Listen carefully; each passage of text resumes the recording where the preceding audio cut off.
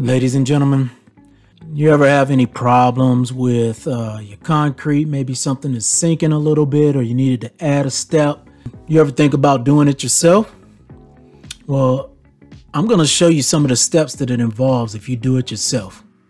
And that's why I didn't. As you notice right here, I have the guys here.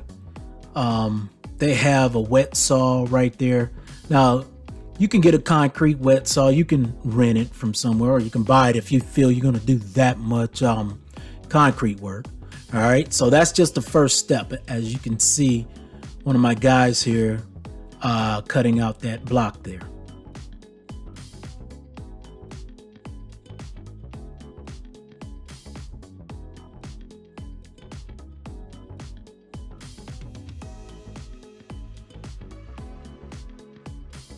The next thing you need to do is you got to jackhammer this piece right here. This little area right here was about 37 inches by 36 inches. Okay, and it was a little more than 4 inches thick. So say almost 5 inches thick. After you jackhammer, you have to clean that up.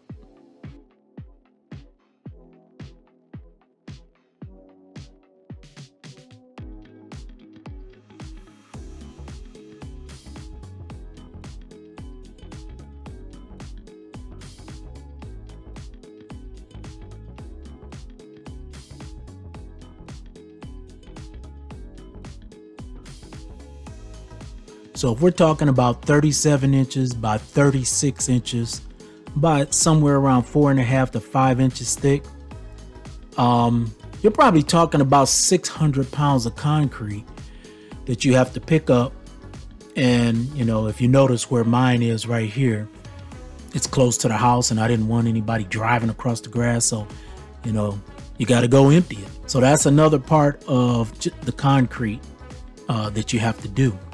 So you need the wet saw, you need something to break it up with, and then you have to dump it. And you have to find somewhere to dump it. So once he puts it on the truck, they have to drive it away and dump it somewhere.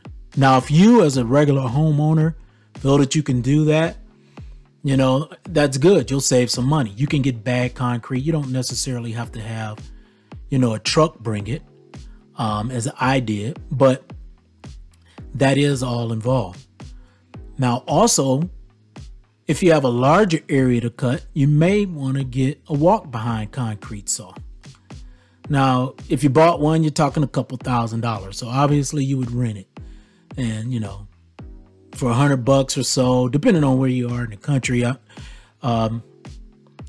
can get one of these and then you can cut it out. Again, you would save yourself some money by doing something like this, but you would need a truck, you know, like I said, you would have to dump it.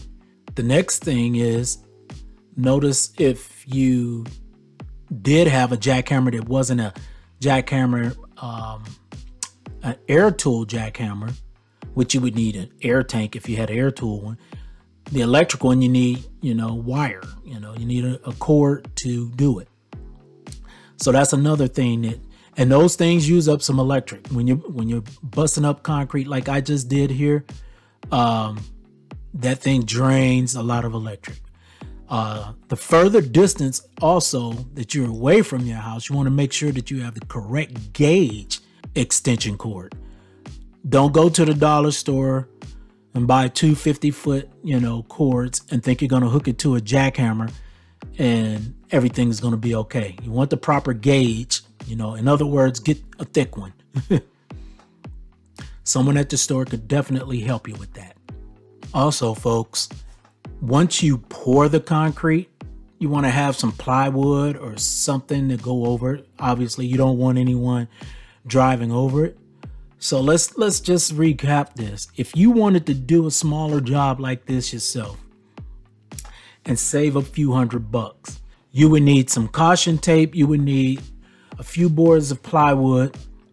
You would need some gravel because you want to put gravel in the bottom of the hole that you got. You would need a pry bar, you know, because some of that concrete is down in there and you got to pry it up. So is it worth it to maybe pay somebody?